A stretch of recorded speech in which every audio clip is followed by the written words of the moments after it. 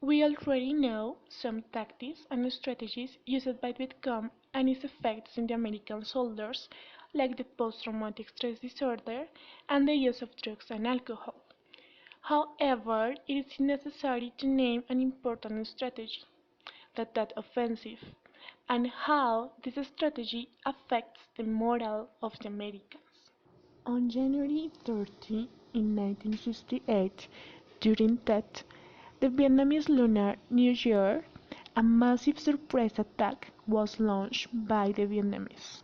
The surprise attack became known as the Tet Offensive, in which the Communist North Vietnamese and Vietcong guerrilla forces began a coordinated series of furious attacks on more than 100 South Vietnamese cities and towns. That offensive ended on September 23 in 1968 and was a turning point in the Vietnam War. Although the North Vietnamese suffered massive casualties, it gained a psychological and political victory for the Communists.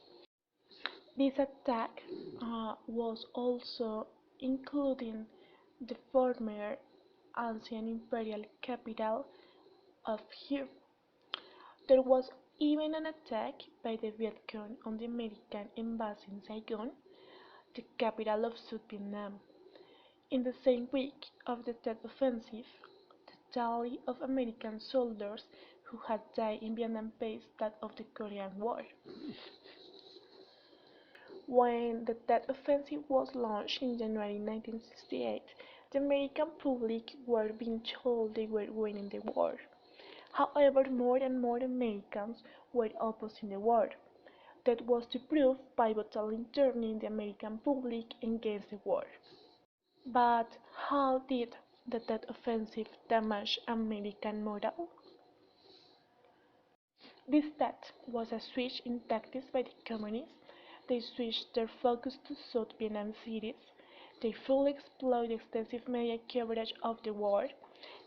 Scenes such as fighting the U.S. Embassy in Saigon, the summary execution of a Viet Cong suspect by a South Vietnamese police chief, and the destruction of the ancient city of Hue brought home to Americans the reality of war and the distinct impression they were losing.